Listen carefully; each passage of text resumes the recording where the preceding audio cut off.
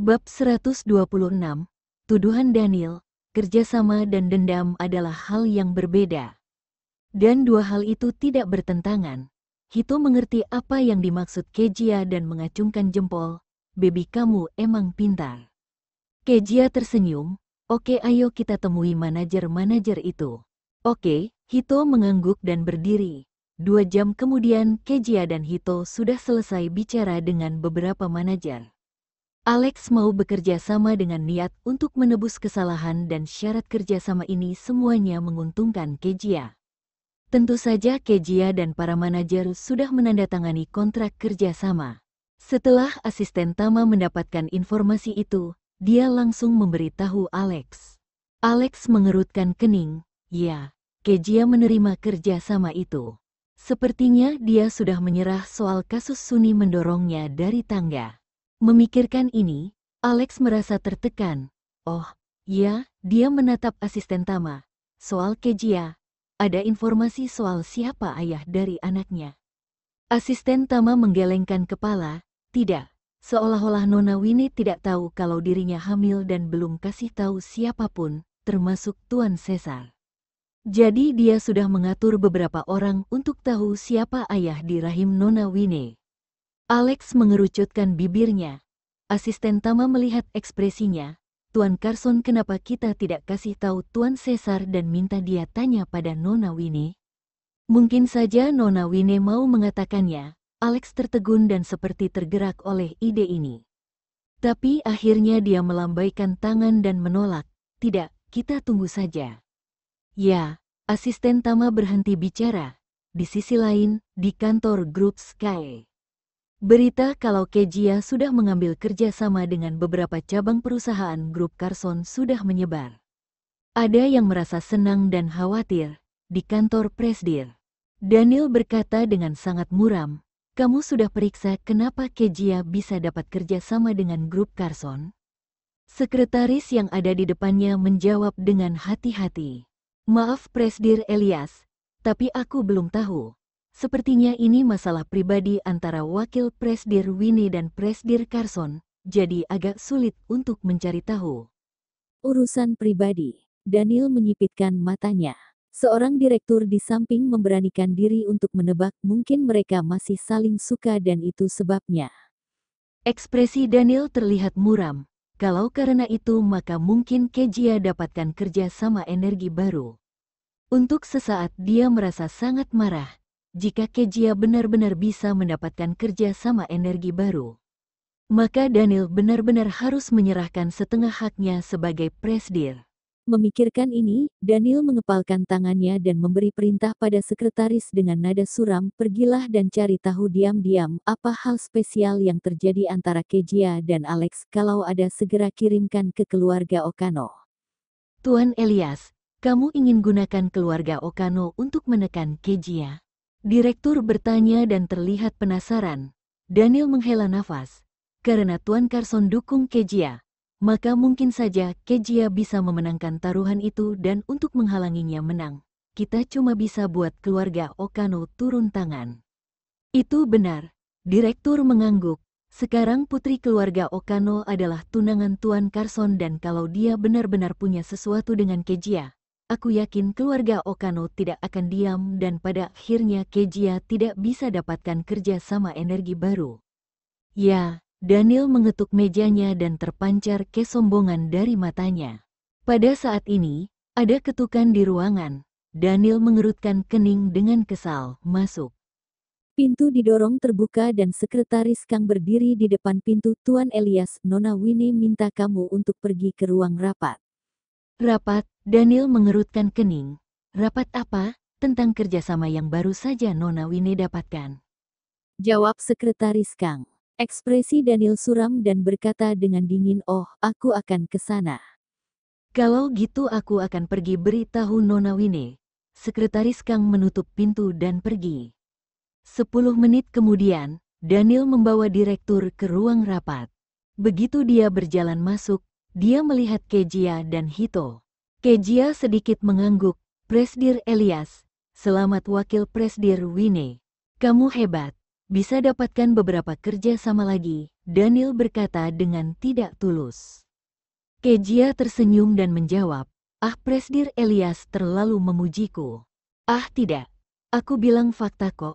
Lagi pula di dunia ini cuma sedikit orang yang masih bisa meminta dari mantan suami setelah bercerai," kata Daniel dengan sinis. Ekspresi Kejia berubah muram.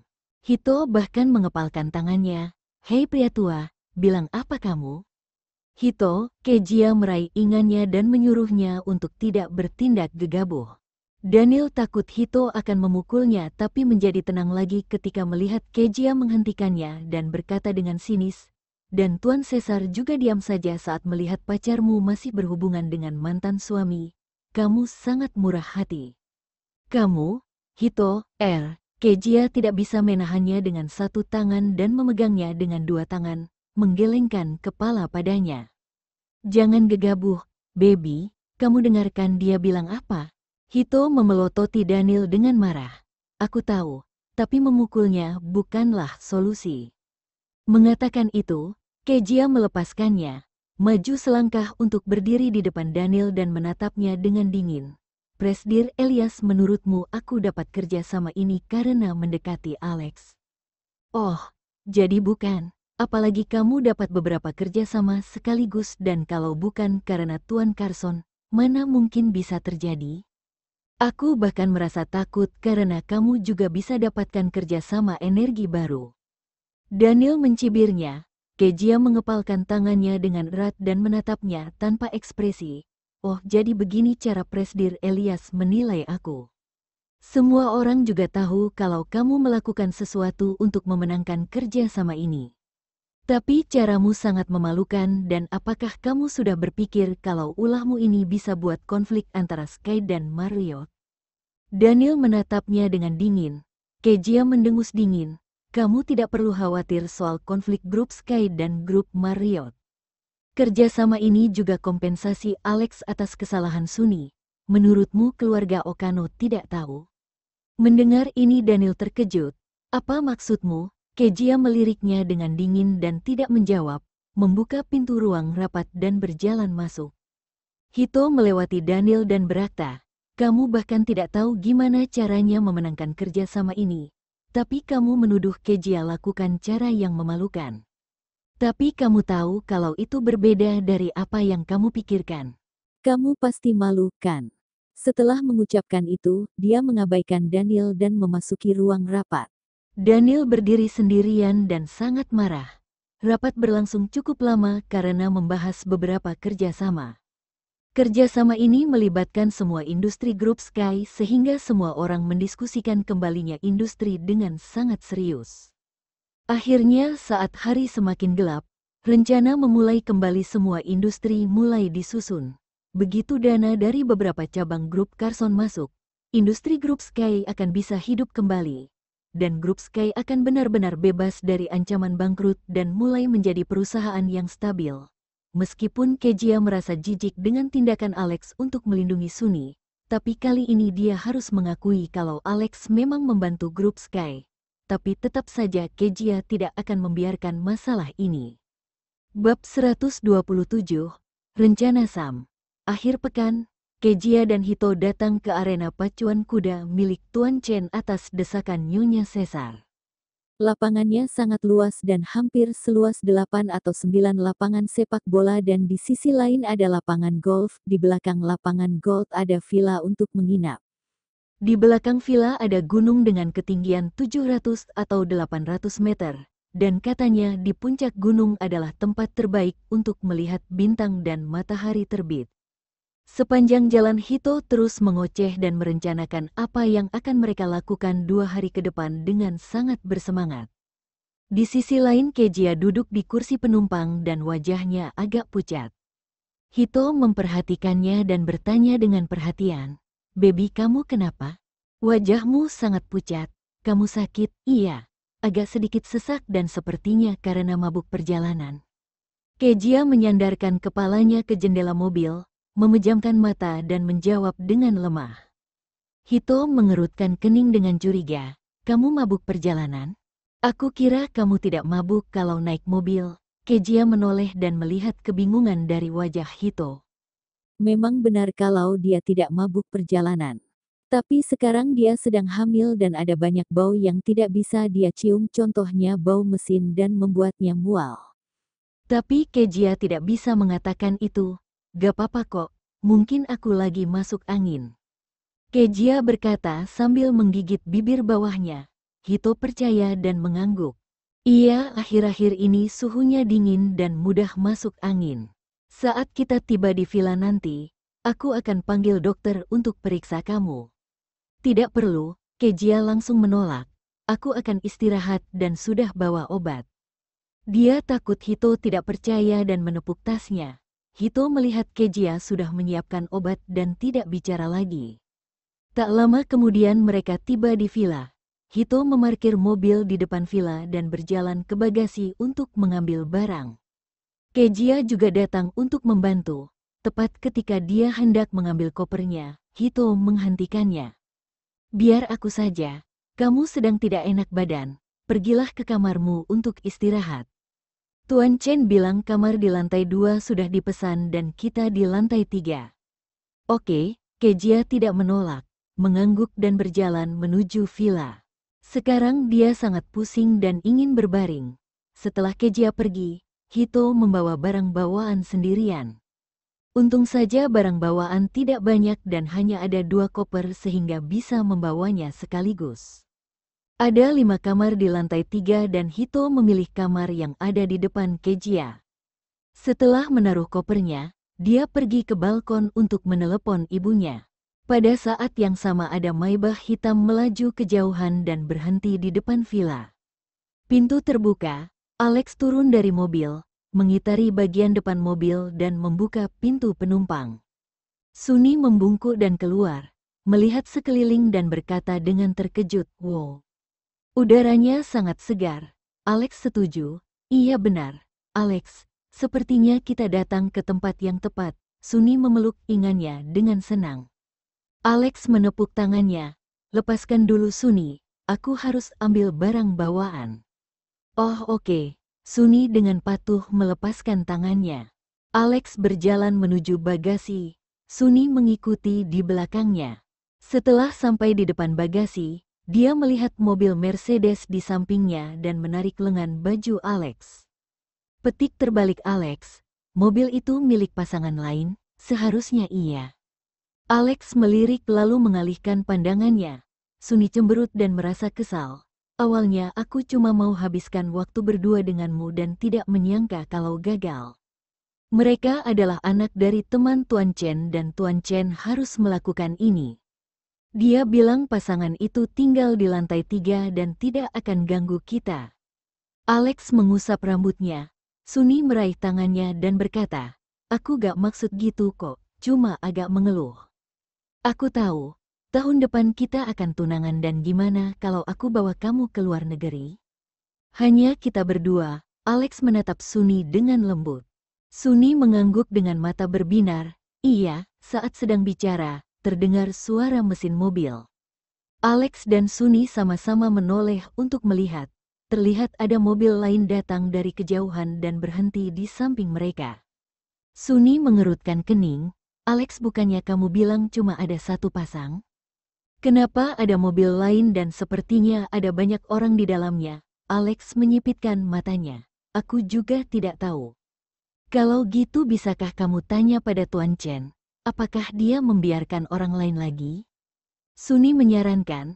Alex mengerucutkan bibirnya dan ketika hendak mengatakan sesuatu, pintu mobil itu terbuka dan ada orang yang memakai baju olahraga melompat lebih dulu dan membawa bola basket di tangannya.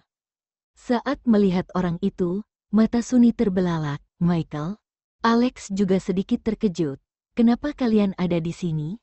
Michael melambaikan tangannya dan berlari ke arah mereka berdua. "Kakak dan Kak Sunny, aku datang untuk bermain dengan kalian."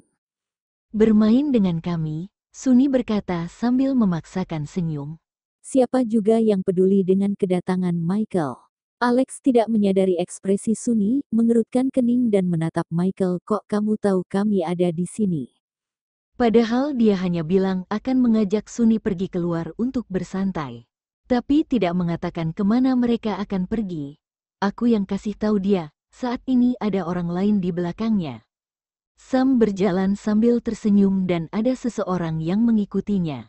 Seorang wanita. Sunni tahu kalau pria itu berteman dengan Kejia dan sepertinya bermarga korat. Kamu, Alex menyipitkan mata ke arah Sam. Sam mengangguk. Iya, aku dengar darimu 2 hari lalu kalau mau bawa Nona Okano ke sini dan aku mengikutinya. Alex, kamu jahat ya. Cuma ajak tunanganmu bersenang-senang dan bahkan tidak mengajak kami. Dia menaruh tangannya di bahu Alex. Michael juga mengangguk. Itu benar Kak, kamu tidak adil. Ziva berdiri di samping hanya menunduk untuk memainkan ponsel, seolah-olah dia ingin menyingkir. Alex mendorong tangan Sam tanpa ekspresi dan menjauhinya. Bukannya aku sudah bilang kalau mengajak Sunni berkencan? Sam tertegun seolah-olah dia tidak tahu. Oh, ya aku lupa. Maafkan aku ya, aku tidak sengaja hancurkan waktu berdua kalian. Tapi Alex, sekarang kami sudah di sini dan tidak mungkin kembali kan? Itu benar Kak, aku sibuk latihan akhir-akhir ini dan kamu tidak akan menyuruhku pergi kan? Michael menatap Alex dengan penuh harap. Wajah Alex berubah muram, mengabaikan mereka dan menatap Sunni. Gimana Sunni? Sunni menggigit bibir bawahnya. Aku. Nona Okano, kamu tidak sekejam itu, kan? Sam menyipitkan mata dan menyeringai. Ekspresi Sunni menegang, dia tahu kalau Sam sengaja menyulitkannya dan sengaja merusak kencannya dengan Alex. Jika dia tidak setuju dan membiarkan mereka tinggal, maka dia akan terlihat sangat kejam dan bahkan tidak bisa menerima teman juga adik Alex. Tapi jika dia setuju, maka kencan ini akan berubah menjadi liburan bersama teman-teman. Untuk sesaat Sunni terdiam dan semua orang menatapnya. Akhirnya dia menghela nafas dan tersenyum. Gak apa-apa kok, semua orang sudah ada di sini dan kalau gitu ayo kita habiskan akhir pekan ini bersama. Yeay, Michael melompat dengan gembira. Sam tersenyum tipis. Makasih Nona Okano, ternyata kamu lebih baik dari yang aku kira. Sudah deh banyak omong banget sih, cepat ambil barang bawaan kamu. Sebelum Sam selesai bicara, Ziva yang dari tadi diam mencubitnya. Sam mengerang kesakitan. Aduh, kamu itu wanita tapi kenapa galak banget sih? Bab 128, mereka pergi. Ziva mencibir, siapa suruh kamu bohong padaku? Kamu itu tuan muda dari keluarga Brosnan dan beraninya kamu bohong kalau kamu orang miskin. Sam berdeham dengan canggung. Aku tidak sengaja kok, itu karena kamu tidak tanya dengan jelas. Kamu masih menyalahkanku. Mata Ziva membesar. Sam langsung menyerah, tidak, mana mungkin aku berani menyalahkanmu. Ini semua salahku, oke, sudahlah, ambil kopernya. Ziva pura-pura menendangnya. Sam cemberut dan dengan patuh mengambil barang bawaan di bagasi. Michael juga mengikutinya. Ketiganya segera membawa barang bawaan menuju villa. Alex memegang tangan Sunni yang sedang dalam suasana hati buruk, menunduk dan berkata dengan lembut, Sunni ayo masuk. Ya, Sunni mengangguk dan tersenyum. Mereka berlima masuk villa dan membawa barang bawaan mereka. Tepat ketika akan masuk ke ruang tamu, mereka mendengar suara kaki di tangga. Mereka mendongak. Ada Hito memakai pakaian kasual dan sendal. Saat melihat 5 orang itu, dia bertanya dengan bingung, kenapa ada kalian? Hai Tuan Caesar, Sam melambai dan tersenyum padanya. Ziva juga menangguk dan menyapa, Tuan Caesar. Selain mereka berdua, 3 orang lainnya punya ekspresi yang berbeda. Michael tidak menyukai Hito, jadi dia mendengus dan mengalihkan pandangannya. Alex mengerutkan kening karena tahu pasangan lainnya adalah Hito dan Kejia. Sunni, Alex menatap wanita di sampingnya dan khawatir. Sunni mengepalkan tangannya yang tersembunyi di lengan bajunya. Kukunya menusuk tangannya tapi dia masih berusaha untuk tersenyum. Jangan khawatir, Alex. Aku tahu kenapa kamu khawatir dan aku akan berusaha yang terbaik untuk mengendalikan diri dan tidak biarkan dia muncul, sial. Sial, apakah Tuhan sangat senang mempermainkannya? Dia hanya ingin berkencan dengan Alex untuk membuat mereka semakin mesra. tapi tiba-tiba Sam datang untuk merusak suasana. Terlebih lagi pasangan lainnya adalah Hito dan Kejia. Siapa dia yang kamu maksud? Michael bertanya dengan penasaran sambil memegang bola basketnya. Sam dan Ziva juga menatap Suni dengan penasaran. Suni menggigit bibirnya, dia. Karena tidak tahu bagaimana harus menjawab, dia meminta bantuan dan menatap pria di sampingnya. Alex berkata dengan lembut, bukan apa-apa, itu tidak ada hubungan denganmu dan tidak perlu tanya. Stop, apa maksudmu? Itu bukan urusan mereka. Itu karena kamu tidak mau membahasnya. Hito melipat tangannya dengan jijik. Tuan Caesar, kamu tahu? Sam menatapnya. Hito tersenyum. Tentu saja, dia itu. Hito, Alex menyela perkataannya dengan wajah dingin dan kemarahan di matanya, membuat semua orang bergidik ketakutan. Ini adalah privasi Suni dan bukan hak kamu untuk bahas itu. Hito berkata dengan muram, oke aku tidak akan bilang, tapi menurutmu sampai kapan kamu bisa sembunyikan itu? Setelah selesai bicara, dia berbalik dan kembali ke kamarnya di lantai 3. Tunggu Tuan Caesar. Ziva tiba-tiba menghentikannya. Hito berhenti, ada apa? Tuan Caesar tinggal di lantai berapa? Aku mau tinggal di lantai yang sama dengan Anda. Aku tidak mau tinggal di lantai yang sama dengan wanita jahat, aku takut akan mengalami hal buruk. Ziva melirik Suni. Suni menggigit bibirnya dengan marah, Nona Korat apa maksudmu? Siapa yang wanita jahat? Emangnya aku bilang kalau itu kamu? Ziva bertanya dengan dingin. Suni membeku sejenak dan berkata, hanya ada dua wanita di sini, kamu dan aku. Siapa lagi yang kamu bicarakan jika bukan aku? Aku tidak menyebutkan nama tuh. Ziva menolak untuk mengaku. Suni menghentakkan kakinya dengan marah. Hito dan Sam memperhatikan ekspresinya dan merasa sangat senang. Bahkan Michael juga sangat senang melihatnya Suni diganggu seperti itu. Alex, Suni menatap Alex dengan mata memerah. Alex menyipitkan matanya dan menatap Sam. Kamu membawanya dan kendalikan dia.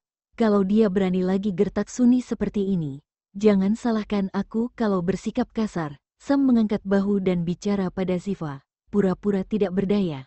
Meskipun kamu membenci seseorang, tapi jangan seperti itu. Lihat kan, aku ditegur karenamu, tapi kurasa kamu tidak takut dengan teguran itu. Ziva menatap kosong dan berjalan ke arah Hito sambil membawa kopernya. Responku terlalu jelas ya. Sam menyentuh wajahnya dan mengikuti Ziva dengan membawa kopernya. Michael menatap Alex dan Suni, lalu menatap ketiga orang yang pergi ke lantai 3. Akhirnya dia membuat keputusan dan mengangkat kopernya. Kak Suni dan Kak Alex, aku juga akan tinggal bersama mereka supaya tidak ganggu kalian. Setelah itu dia mengejar mereka. Hanya Alex dan Suni yang tersisa di ruang tamu. Jika bukan karena perkataan Ziva, Suni pasti akan merasa sangat senang jika mereka tinggal di lantai 3 dan membiarkan lantai 2 jadi miliknya dan Alex. Tapi sekarang dia merasa kalau dirinya dan Alex seperti sedang dikucilkan oleh mereka. Alex juga merasakan itu, tapi tidak terlalu peduli dan menarik koper Suni, ayo kita naik. Ya, Suni menjawab dengan agak murung. Di lantai 3, Sam dan Michael menaruh koper dan pergi ke arena pacuan kuda untuk menunggang kuda. Ziva tidak pergi dan tetap di villa bersama Hito, menunggu Kejia bangun. Setelah menunggu sekitar setengah jam, Kejia bangun dan turun lalu melihat Ziva sedang menonton TV di sofa ruang tamu. Dia mengira salah lihat tapi ternyata itu memang Ziva. Ziva, Kejia memanggilnya. Ziva menoleh, Nona Wine, kamu sudah bangun. Kejia mengangguk, kenapa kamu di sini? Sam meneleponku dan mengajakku ke sini. Jawab Ziva sambil mematikan TV. Di pagi hari sebelum dia bangun, Sam menelponnya dan meminta bantuannya. Ziva langsung menyetujuinya tanpa berpikir. Setelah masuk ke dalam mobil dia baru tahu kalau bantuan yang dia minta adalah merusak kencan Alex dan Suni. Selain itu dia juga baru tahu identitas asli Sam dan merasa sangat marah. Sam juga ada di sini. Kejia tertegun sejenak. Tepat ketika Ziva akan menjawab, Hito keluar dari dapur dan membawa segelas air. Iya, bukan cuma Sam tapi ada Michael. Oh, ya pasangan lainnya adalah Alex dan Sunny. Mendengar ini senyuman di wajah Kejia menghilang dan merasa kesal. Kemanapun dia pergi, dia tidak bisa menghindari kedua orang itu. Kejia, kamu mau kita pergi? Hito menyerahkan air padanya. Akan bahaya kalau Sunny menyerangmu lagi dan pakai alasan kepribadian ganda itu sebagai tamengnya. Kepribadian ganda, Ziva terkejut, jadi dia yang dimaksud Sunny itu artinya. Iya, Sam mengangguk dan secara singkat menjelaskan kisah tentang Kejia yang didorong dari tangga. Ziva mendengus dingin. Kejia menggelengkan kepalanya. Tidak, kita tidak akan pergi. Kenapa juga kita harus pergi karena mereka? Itu seperti kita takut pada mereka. Lagi pula ada Sam dan Michael. Aku yakin Sunny tidak akan berani melakukan apapun. Nona Winnie benar. Ziva juga setuju. Kamu belum tahu, kan? Sam ajak aku dan Michael ke sini untuk merusak kencan Alex dan Sunny. Jadi Sunny tidak akan punya waktu untuk berurusan dengan kita. Aku rasa dia juga tidak akan punya kesempatan untuk menyerang Nona Winnie. Bab 129. Tidak boleh berkuda. Kejia mengangkat alisnya. Sam berencana untuk merusak kencan Alex dan Sunny. Iya, Ziva mengangguk. Kejia dan Hito saling berpandangan. Hito, sepertinya kamu pernah kasih tahu aku kalau keluarga Okano sudah menyinggung keluarga Brosnan dan Sam pasti gak akan biarkan Sunny bersenang-senang. Itu sebabnya dia di sini. Hito tersenyum dan bertepuk tangan. Bukannya itu hal yang baik? Sam bantu kita untuk lebih dulu menangani Sunny. Sunny mengangkat dagunya. Iya, setelah itu Hito mengganti topik pembicaraan. Oke baby, ayo kita pergi ke arena pacuan kuda. Yuk. Sunny mengangguk setuju. Ketiganya berjalan menuju arena pacuan kuda. Ketika sampai di pinggir arena pacuan kuda, Kejia sudah melihat 3 kuda berlari. Meskipun orang yang menunggangi kuda memakai alat pelindung dan wajah mereka tertutup, tapi Kejia masih bisa mengenali mereka. Alex, Michael dan Sam, Sunny tidak ada di sana. Tapi dia sedang duduk di tempat istirahat di samping arena pacuan kuda dan menatap ke beberapa orang yang sedang berkuda. Ketika Kejia dan lainnya lewat, Sunny melihat mereka, tersenyum dan berdiri. Nona Winnie, kamu di sini? Kejia pura-pura tidak mendengar dan pergi ke sisi lain untuk duduk. Hito dan Ziva bersamanya, mereka juga mengabaikan Sunny dan duduk di sebelah Kejia. Senyum di wajah Sunny menghilang karena ketiga orang itu mengabaikannya. Kilatan kemarahan melintas di matanya tapi hanya sesaat dan tersenyum lagi, seolah-olah tidak terjadi apapun. Dia berjalan mendekat. Nona Winnie, kamu gak berkuda? Kejia mengerutkan kening dengan kesal. Nona Okano, apakah belum ada yang bilang kamu itu menyebalkan? Ah, Sunny tertegun sejenak dan wajahnya memerah. Apa, aku benar-benar menyebalkan? Apa kamu gak bisa lihat kalau kami gak mau bicara denganmu? Tapi kenapa kamu masih dekati kami? Bukannya itu menyebalkan? Kata Hito dengan dingin. Ziva juga setuju dan berkat, itu benar. Dasar gak tahu diri. Kalian, mata Sunny memerah, tubuhnya sedikit gemetar dan terlihat seperti akan menangis. Di kejauhan, Alex melihat Kejia muncul dan Sunny berjalan ke arahnya. Dia mengerutkan kening dan melihat Sunny sepertinya akan menangis, mengambil kendali dan memacu kudanya. Michael dan Sam juga mengikutinya setelah melihat ini. Stop, Alex menghentikan kudanya dalam satu gerakan, turun dari kudanya dengan sangat cekatan dan tampan. Kejia meliriknya dan harus mengakui kalau keterampilan berkuda pria itu sangat baik. Di dunia bisnis dan lainnya, pria ini lebih unggul dari yang lain. Tapi apa gunanya Alex begitu hebat dalam banyak hal tapi matanya buta dan tidak bisa melihat kebenaran?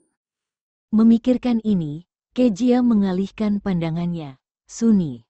Alex melepas helm dan menaruhnya di samping. Mendengar suaranya, Sunny segera berbalik dan memeluknya sambil menangis. Alex, hu. Mereka bertiga menatap wanita itu dengan sebal. Padahal mereka tidak melakukan apapun. Tapi wanita ini menangis terseduh-seduh.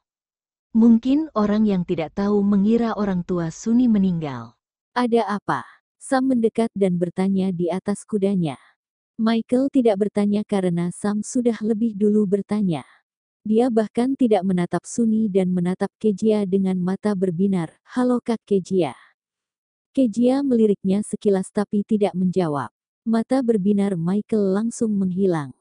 Sudah begitu lama sejak insiden netizen tapi Kak Kejia masih tidak mau menanggapinya.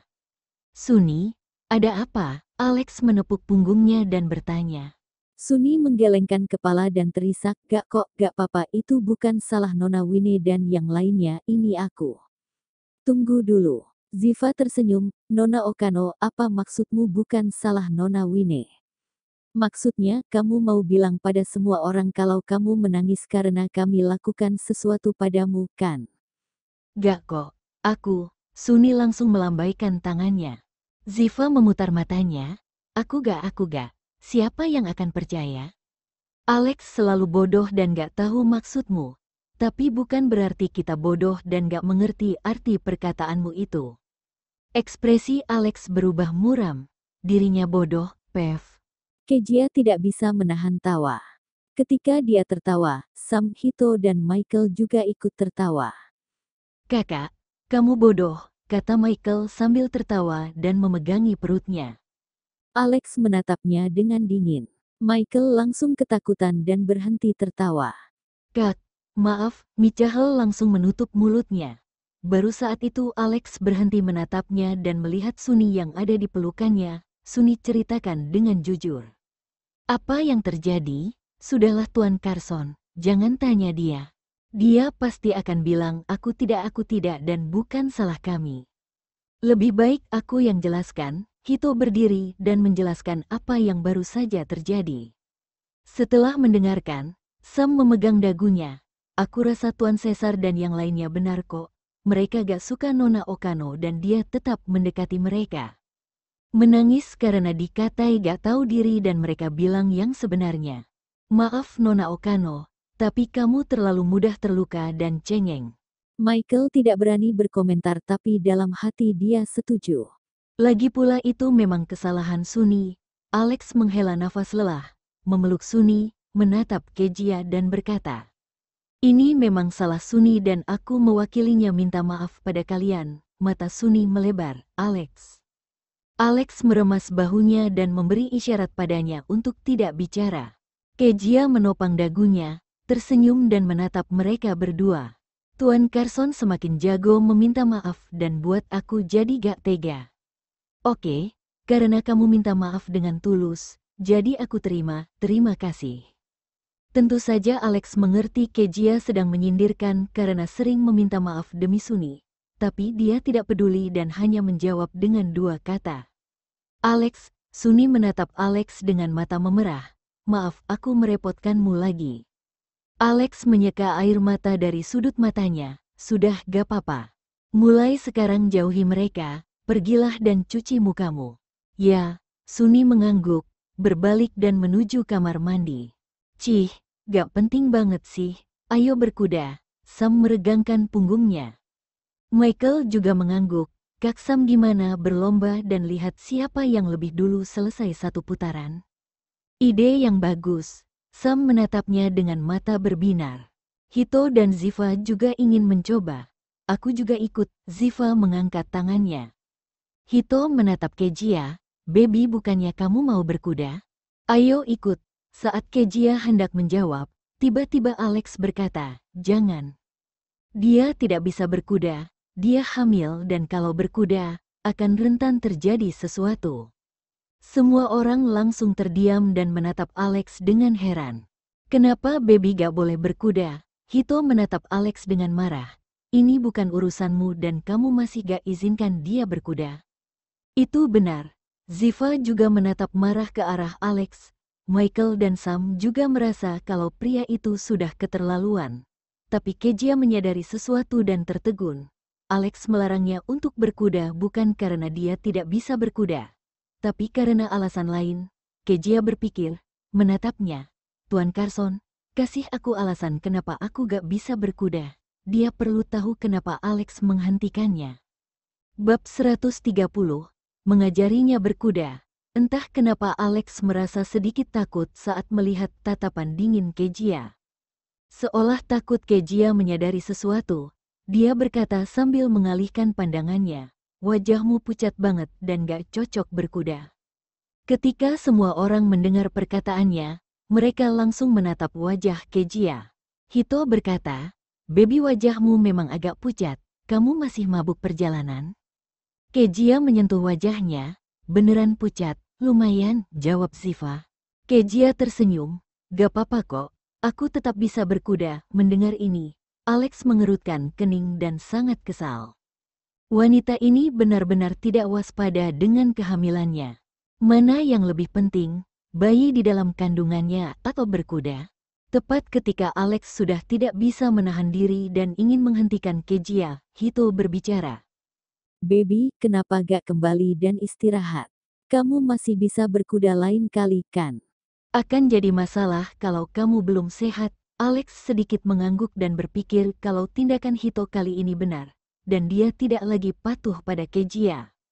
Tapi wanita itu tetap keras kepala dan berkata sambil tersenyum, "Gak apa-apa kok, aku udah datang ke sini dan buat apa kembali.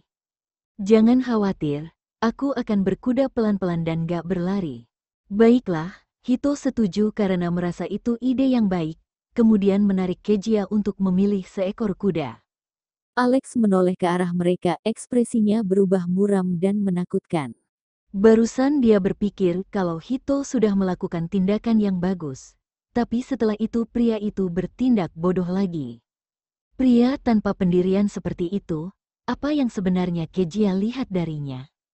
"Kak, ayo kita balapan." Di kejauhan arena pacuan kuda, Michael berteriak pada Alex. Alex menatap adiknya yang konyol itu, mengabaikannya, menaiki kudanya dan pergi ke sisi lain. Segera Kejia dan Hito keluar bersama kuda mereka. Dia memilih seekor kuda putih. Kuda itu sangat cantik dan Kejia sudah memakai pakaian berwarna merah. Dia terlihat sangat cantik dan membuat orang lain ingin memotretnya. Sam datang dan bersiul pada Kejia. "Wow, lumayan juga, kamu cukup keren loh." Kak Kejia, kamu cantik banget. Michael yang bodoh hanya bisa memujinya dengan kalimat sederhana. Bahasa yang paling sederhana juga seringkali lebih mudah menyentuh hati orang. Jadi meskipun Kejia tidak mau berurusan dengan keluarga Carson lagi, tapi kali ini dia menatapnya dengan ramah. "Ternyata seleramu bagus juga." Michael menjadi senang karena ini. Akhirnya Kak Kejia mau menjawabnya. Tidak jauh dari situ, Alex sedang duduk di atas kudanya, menatap dingin ke arah 3 orang yang sedang mengobrol santai. Dia merasa agak kesal dan bahkan ingin mengusir Sam juga Michael dari sisi Kejia. Saat ini Hito keluar dengan kuda yang dia pilih dan pergi berlomba bersama Sam, Michael dan Ziva. Supaya tidak mengganggu perlombaan mereka, Kejia membawa kudanya ke sisi lain arena pacuan kuda. Karena tidak berkuda selama bertahun-tahun, posturnya agak kaku dan awalnya tidak bisa menaiki kuda, bahkan hampir jatuh. Alex mengerutkan kening ketika melihatnya dan menghampirinya. Kamu harus injak dengan kaki kirimu, pegang pelana dan lalu naikkan badanmu ke atas dan putar kaki kananmu tepat waktu. Kejia berbalik untuk menatapnya. "Kamu ajarin aku?" Alex tidak menjawab. "Coba saja apa yang aku katakan." Kejia terdiam selama beberapa detik tapi tidak menolak. Lagi pula dia berada di sini untuk berkuda dan akan lebih baik jika seseorang mengajarinya. Jadi dia tidak perlu sok tahu. Kejia mengingat apa yang Alex katakan dan mencobanya lagi. Tapi sayangnya, dia masih belum bisa. Ada kesalahan ketika menaikkan kaki kanannya ke punggung kuda, kakinya tidak bisa menyentuhnya dan yang paling memalukan, kakinya tidak bisa menginjak tanah lagi. Dia kehilangan keseimbangan dan jatuh ke belakang. Melihat ini, ekspresi Alex agak berubah. Dia langsung turun dan mengulurkan tangan untuk menangkapnya. Kejia sudah mempersiapkan diri karena mengira dirinya akan jatuh ke rumput. Tapi ternyata dia tidak merasakan sakit dan malah mencium aroma mint. Kejia membuka matanya dengan curiga dan menyadari dirinya sedang dipeluk oleh Alex. Wajahnya langsung memerah. Kamu lepaskan aku, Alex tersenyum tipis saat melihatnya tersipu, membungkuk dan membantunya duduk di tanah tapi tangannya tetap memegang pinggang Kejia, berdiri. Aku akan dorong kamu naik. Hah, kamu mau dorong aku? Kejia menatap dengan heran. Alex bergumam, melangkahlah dengan kaki kirimu. Tanpa sadar Kejia melakukan apa yang diperintahkan, melangkah dengan kaki kiri dan menginjak Stapes. Ambil pelananya, kata Alex lagi. Sekali lagi Kejia melakukan perintahnya. Alex mengendurkan tangan di pinggangnya, sedikit membungkuk, meletakkan satu tangan di pantat Kejia dan satu tangan lainnya mengangkat kaki kanannya untuk mendorongnya. Kejia merasa sangat malu karena tindakan Alex terlalu vulgar. Itu bisakah kamu lepaskan tangan kananmu? Dia menoleh dan berbisik pada pria di belakangnya. Alex melihat tangan kanan yang memegang pantatnya, mengerti sesuatu dan mengerutkan kening.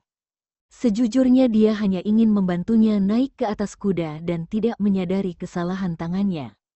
Tapi sekarang dia sadar dan seharusnya melepaskannya. Tapi tangannya seperti ingin terus berada di situ. Akhirnya tangan Alex yang masih memegang pantat Kejia berpindah ke pangkal pahanya. Baru saat itulah Kejia menghela nafas lega dan dengan dorongan Alex berusaha untuk bisa menaiki kudanya. Tidak jauh di belakang, Sunny yang baru keluar dari kamar mandi sedang mencari Alex dan tiba-tiba melihat pemandangan ini. Matanya dipenuhi dengan kecemburuan saat melihat kedekatan Kejia dan Alex. Dia tahu Alex akan selalu memberikan perhatiannya pada wanita itu ketika Kejia berada di sekitarnya. Sunny menatap botol kecil di tangannya dan tersenyum jahat. Terakhir kali dia tidak bisa mendorong Kejia dari tangga dan tidak bisa membunuhnya juga bayi haramnya. Kali ini, dia pasti akan membunuhnya. Sunny mendengus dingin, sekali lagi melirik ke arah dua orang itu, berbalik dan berjalan ke villa. Saat berjalan pergi, dia membuka botol di tangannya dan menuangkan gumpalan hitam lalu melempar botol itu ke suatu tempat di arena. Setelah melakukan ini, dia bertepuk tangan dan tersenyum bahagia, lalu terus berjalan ke depan. Kejia dan Alex sama sekali tidak menyadari kalau Sunny sudah melihat mereka. Akhirnya Kejia berhasil menaiki kuda dengan bantuan Alex. Hah, sulit banget sih, Kejia menghela nafas lega setelah meraih kendali. Mendengar ini, Alex mengangkat tangannya untuk menyeka keringat di dahi. Itu memang cukup sulit. Terima kasih Tuan Carson. Kejia tersenyum dan berterima kasih padanya. Itu senyuman terima kasihnya yang tulus dan bukan senyum ejekan atau sinis. Alex tertegun sejenak. Sepertinya dia sudah lama tidak melihat senyuman Kejia yang seperti ini, bahkan setelah bercerai. Tapi dia tidak menyangka sekarang akan melihat senyuman itu lagi. Untuk sesaat jantung Alex berdebar lebih cepat, jakunnya naik turun, menunduk dan menjawab dengan suara serak, "Gak apa-apa." Kejia tidak menyadari keanehannya dan melihat ke halaman di depannya. "Tuan Carson, aku mau berkuda dulu." "Baiklah," Alex mengangguk. Kejia menjepit kakinya di sekitar perut kuda dan kuda itu berlari. Alex melihat kalau dia tidak berkuda dengan terlalu cepat dan tubuhnya tidak terlalu terguncang. Saat itulah Alex baru merasa lega. Kalau kecepatan seperti ini, seharusnya akan baik-baik saja. Memikirkan ini Alex kembali ke villa bersama kudanya.